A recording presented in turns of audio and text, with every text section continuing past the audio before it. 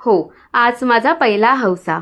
सकाळी मस्त नटून छान नऊवारी साडी नेसून मी बाप्पाची पूजा करून घेतली। मग भटजी आले, माहेरून जे सगळं सामान दिलेलं असतं, ब्लाऊज पीस, पंचफळे, समई, चटई, सगळ्या वस्तू, त्याची मांडणी करून हौसा करण्याची माझी हौस मी पूर्ण करून घेतली।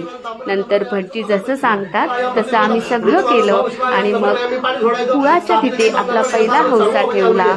आणि मग भटजीने सांगितल्याप्रमाणे नवऱ्याला हौसा द्यायचा असतो।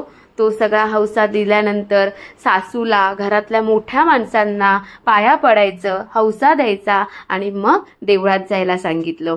देवळात पण गेलो, देवाला पाया पडलो, हौसा ठेवला आणि मग वेळ येते ती माहेरी जायची। माहेरी गेलो, हौसा दिला, नंतर घरी येऊन आपल्या आजूबाजूच्या लोकांना दिला आणि छानसं इकडे बघा बायका आपल्या येतात त्यांना दिला जातो। आणि मग आवडती गोष्ट म्हणजे नवऱ्याकडून मिळतं ते सुंदर गिफ्ट।